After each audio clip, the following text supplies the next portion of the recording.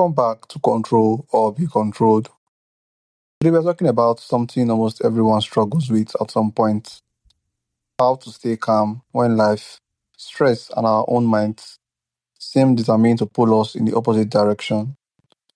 I guest today David Gottschall, a former Navy SEAL and Beirut veteran who spent more than 20,000 hours training his mind under the guidance of a Tibetan Buddhist master. David's journey took him from some of the most intense experiences imaginable, including the 1983 Beirut barracks bombing, to years of searching for a practical way to quiet overthinking, stress, and anxiety. Today, he teaches the lessons he learned without the mythism, simple mental practices that anyone can use, regardless of their beliefs or backgrounds. His forthcoming book is Unshakable Calm: Quiet Your Restless Mind in Any Situation. David, welcome to the show. Oh, thank you. Happy to be here. Okay, so you were a Navy SEAL and experienced the Beirut attacks bombing in 1983. How did those experiences shape your understanding of fear, stress, and mental resilience? Well, that experience in particular, uh, there were 241 Americans who died that morning, and I happened to be sleeping in a sandbag bunker 500 meters away. And that day, I just spent the day digging for survivors by hand while being shot at by snipers. That day, at the time, I didn't feel too stressed out, but it was a trauma.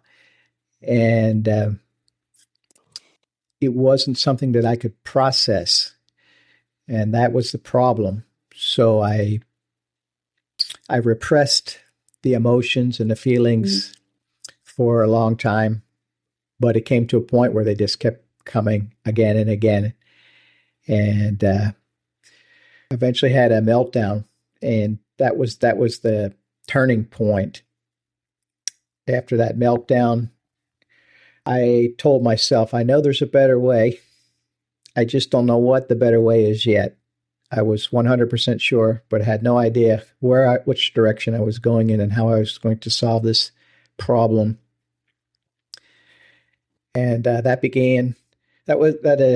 was the beginning of a 25-year search that took me through Eckhart Tolle, listening to his Power of Now CD in my car, to yoga, to Hindu satsang, Zen Buddhism, and eventually to my teacher now, Zigar Control Rinpoche, who was a Tibetan Buddhist master.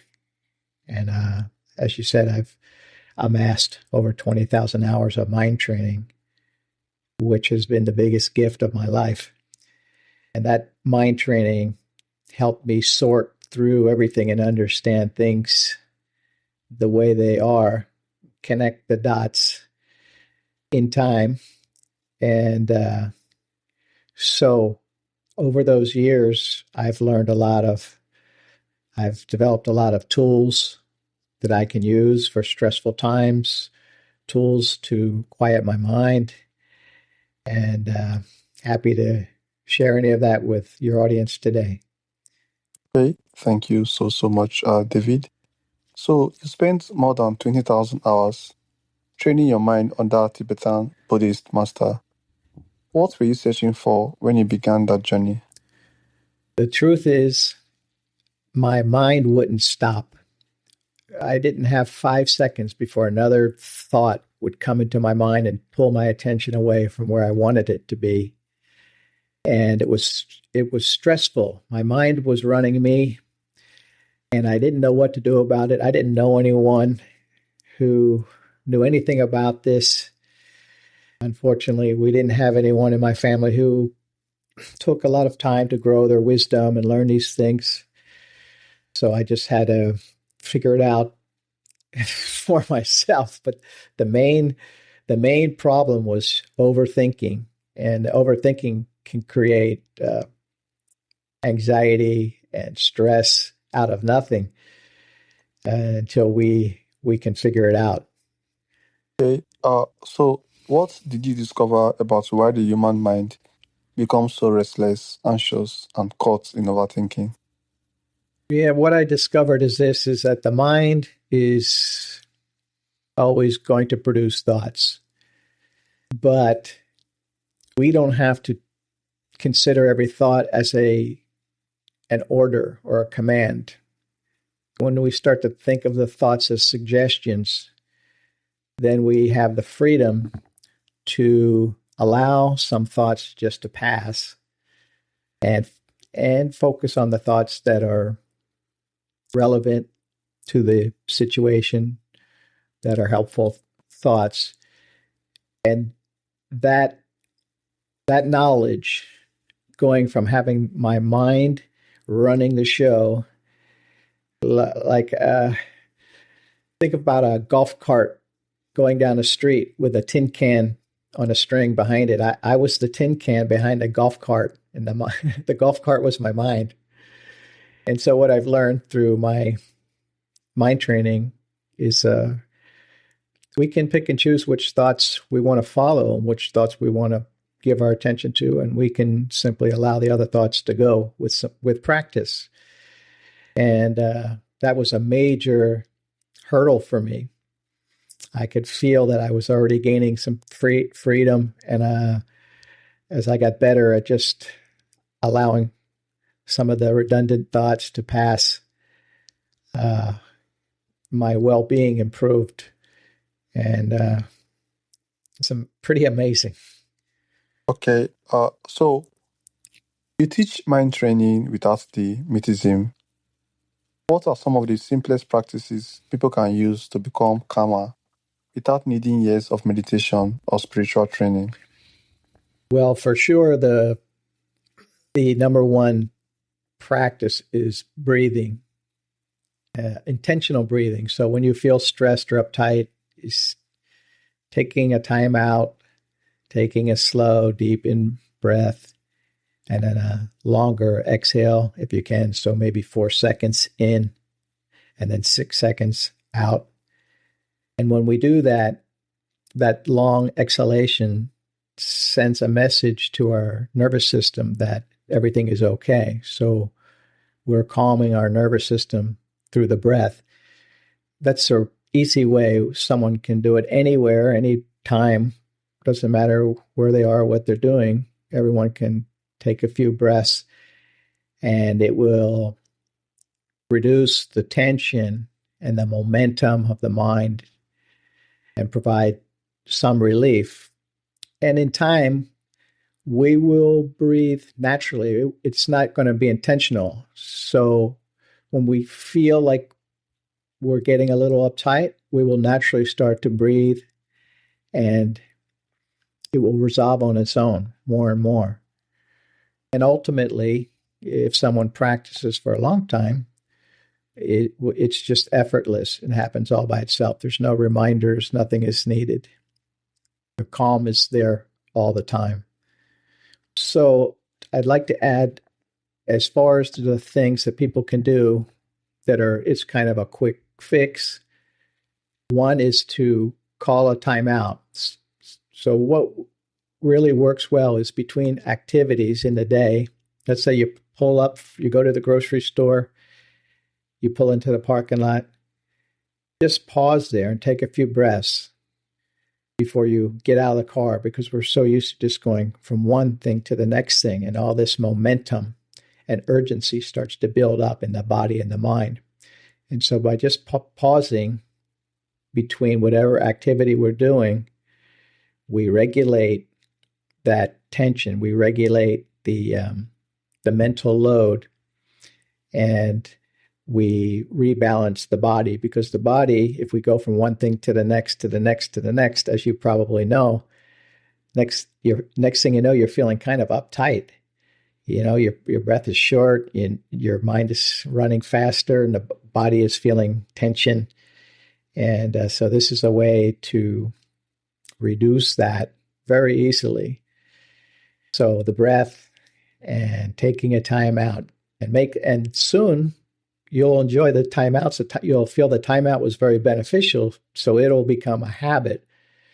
And again, when things become a habit, life becomes easier. And those periods of time where we're anxious, we're uptight about something, the period of time will be reduced.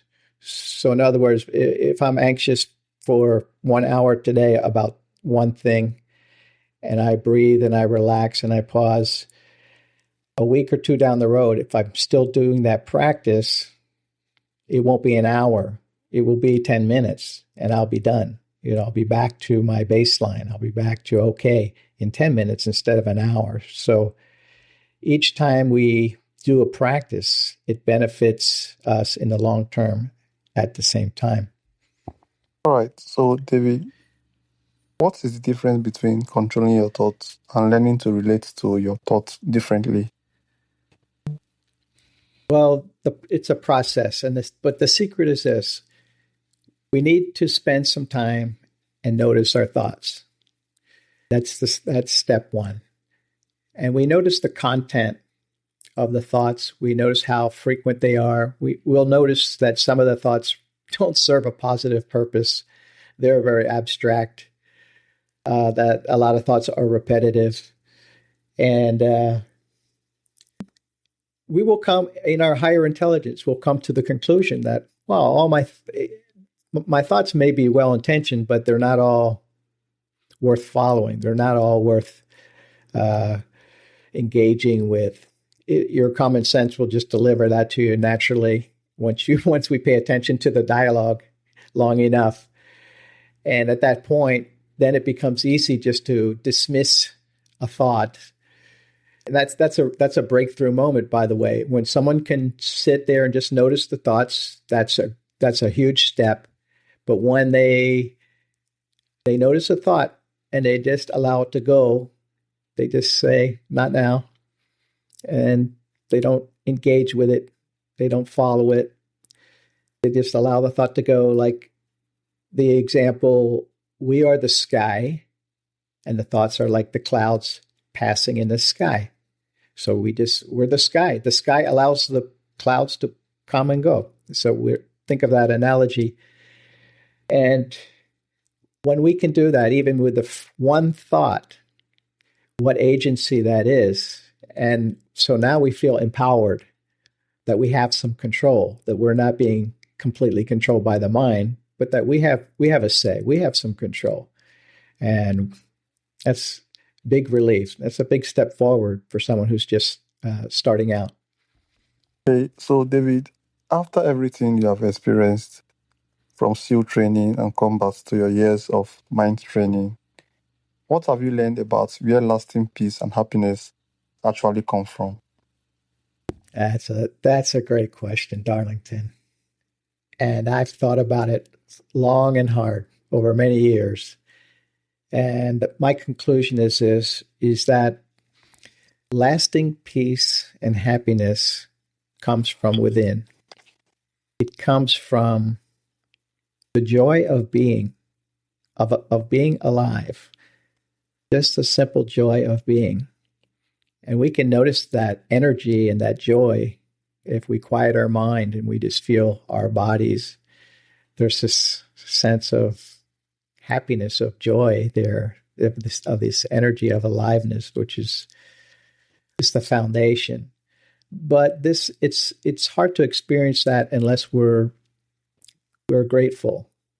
The more we reflect on what we're grateful for, the more we're okay with our lives, then it's easy to feel the joy of being. When we just go from, well, if I just had this one more thing, I'd be happy.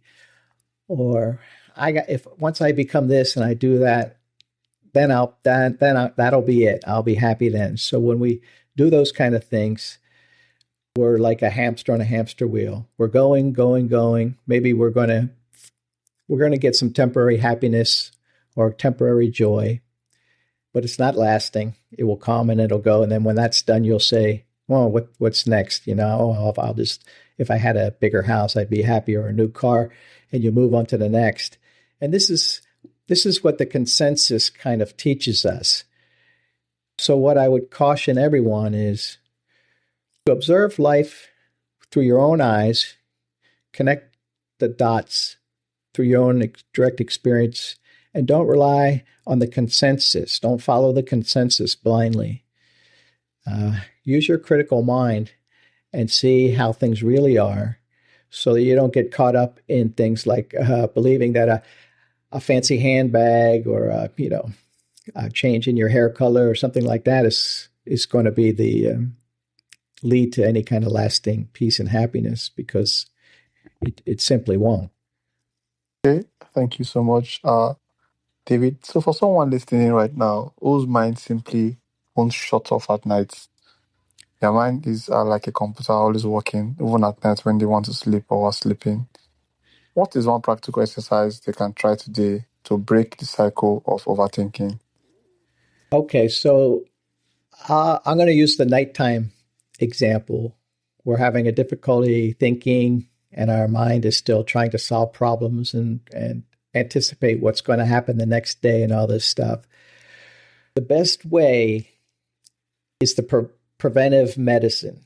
So what that means is this: we have to have a routine where 1 hour before we plan on going to sleep, we shut off our screens. We take a break from all the thinking and all the day's energy, because there's momentum that's built up in our body and our mind from the day. We allow that energy to settle down a little bit, and we put ourselves into a nice, quiet environment, not always fidgeting, not always looking for something else to do, just simply being in a quiet place and enjoying the quiet and the peace, because we've earned it. We're busy working and doing all kinds of stuff, and our body mind really loves this quiet and this peace, believe it or not. It's just that when the mind is so used to being busy, it doesn't want to stop. So by starting an hour early and putting down the phone, finishing our conversation, writing a few notes, what I'm going to do tomorrow, get all that stuff out of the way, and then slowly allow yourself to quiet down. It's a more reliable way than getting into bed and tossing and turning back and forth in the mind, and the energy is there. You know you need to sleep. You're exhausted, but at the same time, there's this energy from the mind, the body, and that energy is like there's something that I have to do, and there's something more I have to figure out. So there's kind of a conflict going on there within us. But so if you were at that point right there, I would suggest that we start to breathe. We tell ourselves, okay, this is just my mind. It's still amped up from the day, and the body follows the mind. So my day is done. Now it's time to rest, to recharge.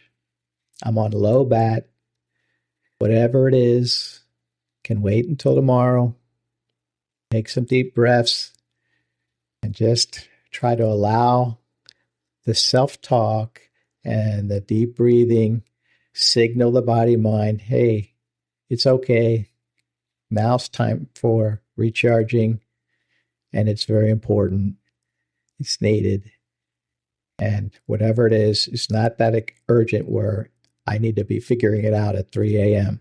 I can figure it out tomorrow. So that would be my suggestion.